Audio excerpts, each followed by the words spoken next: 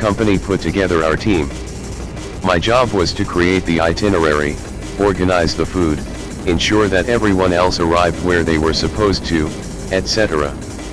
Basically all the logistics and translating oil junkie garble into info the board of directors would understand. Goran, the translator. When he wasn't working he was playing chess or listening to Serb rap songs. Matt, not his real name, he was our tech specialist / engineer / machinist extraordinaire. Daryl and Jackson. Basically they did whatever Matt told them to. They were basically your run-of-the-mill oil boom types. When we drilled the exploratory wells we just hired local labor because it was super cheap. We also hired locals to get us to the sites deep in the woods that we wanted to survey. Getting to the Far East.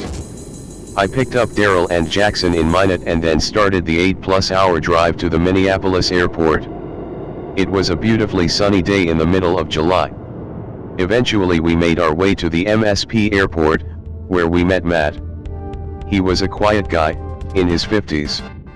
We then flew to Seattle and wandered around the airport looking for Goran, who was listening to music inside a bar. I'd already chatted with him via Skype. I had picked him as our translator. I made sure everyone was acquainted, texted my boss, and then we flew to Vladivostok via South Korea. I was exhausted and tried to sleep as much as possible on the flight. We then flew to Magadan. I ordered burgers to go at this greasy airport diner named Burger Club and then we took separate cabs to our hotel. We stayed there for the night and the next morning we met our guide who would organize transport to the Kamchatka Peninsula. We arrived and drove rented SUVs, called Latinivas. I want you to picture endless and almost impenetrable larch, birch, and pine trees. That is what we were surrounded by. Now here's where things get weird. We had very strange experiences with both wildlife and while using a gulag as a base, bears couldn't get in it. The prison camp had held many Germans, based off of the scribblings, and there was a lot of weird stuff going on. When we were in northern Kamchatka, Matt was busily using the survey equipment with Jackson. Daryl helped too with that, while Goran and I basically acted as the bear detection squad. There are a lot of bears in Kamchatka. It's like those Nat Geo videos of Alaska. Anyways, we had this one brown bear that kept getting close to us. She looked young and skittish, she kept swinging her head back and forth in that agitated way that bears do. We tried using foghorns to scare her off but she wouldn't budge so our local guide fires his gun to spook her. She darted towards a pine thicket and suddenly we saw this massive bear chasing her. It was muscly, fast, and powerful.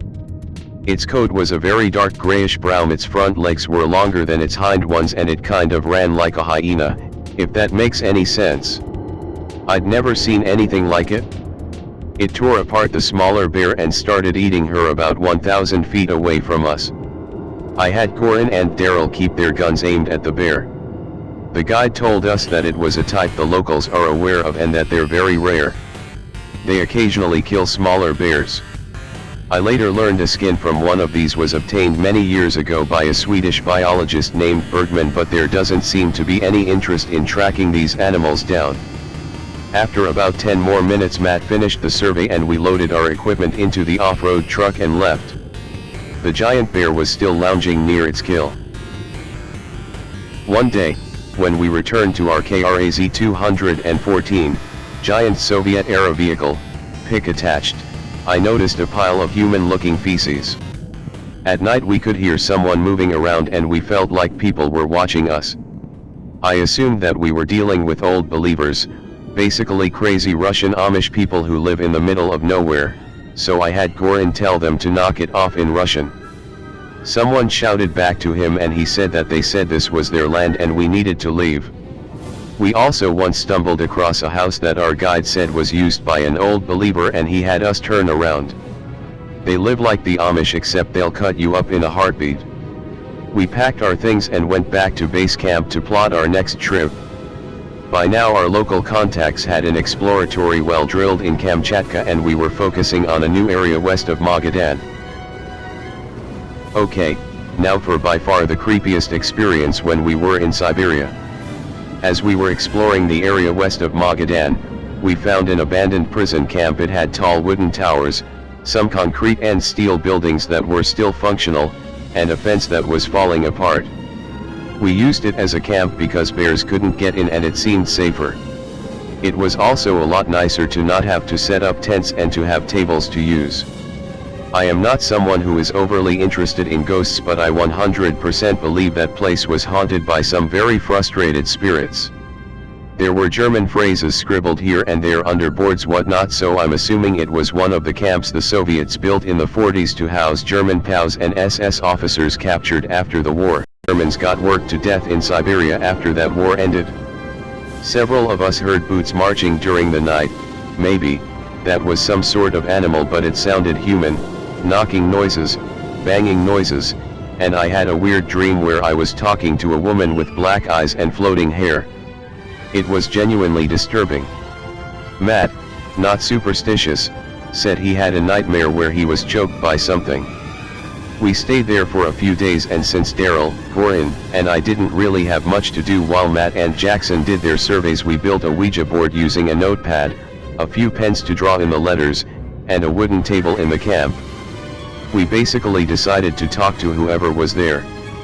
I don't think they were messing with me because it felt real and I was the only German speaker there. The board repetitively spelled SSSD SSSD, aka SD, a division of the SS, and Muller.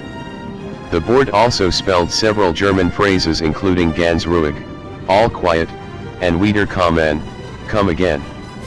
One more thing that was very strange about the camp, I felt a pair of small cold hands push me awake and there was no one there. The entire side of the room where that happened was cold. I have no idea what was happening, but it was very strange.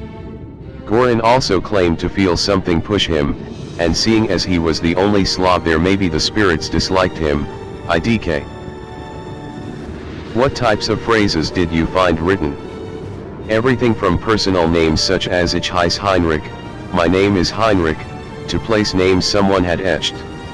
Nui Linz, Linz is a city in Austria. I did not see any Cyrillic, Russian, letters etched anywhere, so I am guessing that no Russian political prisoners were sent to that site. As far as I know, that would be normal because there were literally thousands of Gulag camps in the 1950s and many camps were mono-ethnic. One might hold Russian political dissidents, another camp would have Ukrainians, the next would be full of Germans, etc. Larger prison camps did not follow this rule. Now I kinda wanna go there to see the places where my ancestors were sadistically tortured to death. Also, your story about the hyena bear sounds like it's BS. Got anything to back up your claim? The Bergman's bear, Ursus arctos piscator, is an alleged and probably extinct subspecies of the brown bear that lived in the Kamchatka Peninsula in Russia. The bear was identified and named by Swedish zoologist Sten Bergman in 1920. Bergman determined that the bear was a separate subspecies after examining a hide, which had fur very different from other local bears, and series of footprints, measuring 14.5 times 10 inches, which he judged to be much larger than other bears on Kamchatka. The Kamchatka brown bear is already bigger than most bear species. Interest in the bear was revitalized in the 1960s. Hunter Rodion Sivabolov reported claims by Kamchatka natives of an unusually large bear they called either the Urkoium, roughly meaning trousers pulled down due to the appearance of the bear's hind legs, or the god bear due to its large size. Based on Sivabolov's description, biologist N.K. Vereshchagin suggested that the god bear might be a relict Arctidocimus, a massive extinct bear. I find it fascinating that people create threads saying vampires are real and get hundreds of positive responses, but someone says, hey, there's a giant bear in Russia in an area where no one lives, and you think it sounds like SS. It's literally more realistic than 99% of what gets posted on this board.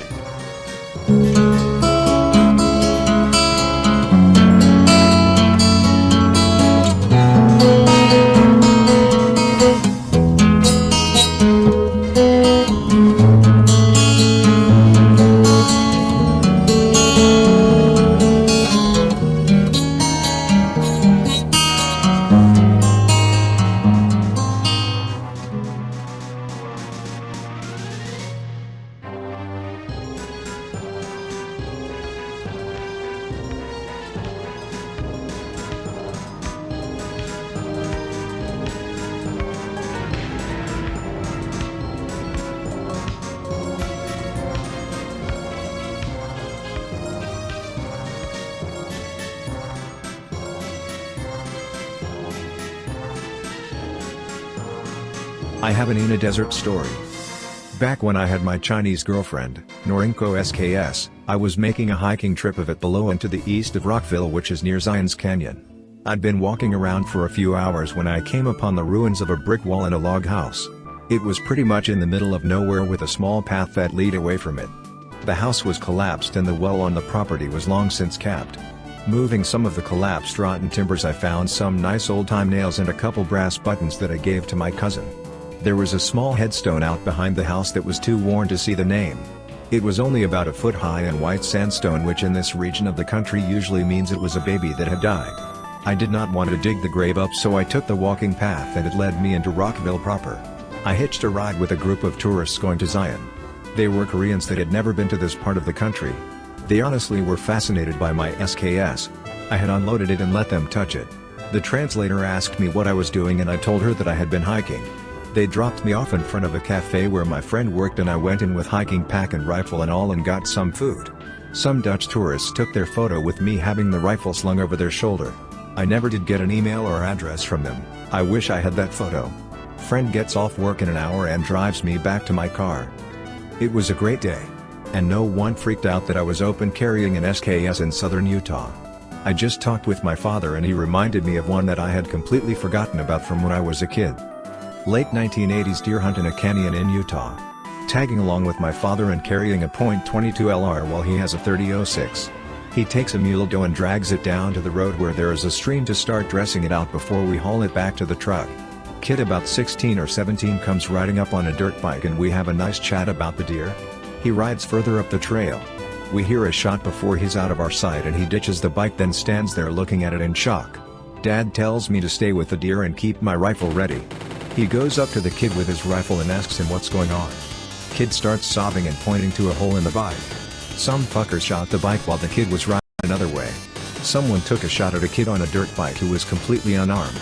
We grabbed the kid and hiked down to the truck with the deer, called the ranger and he showed up in 20 minutes.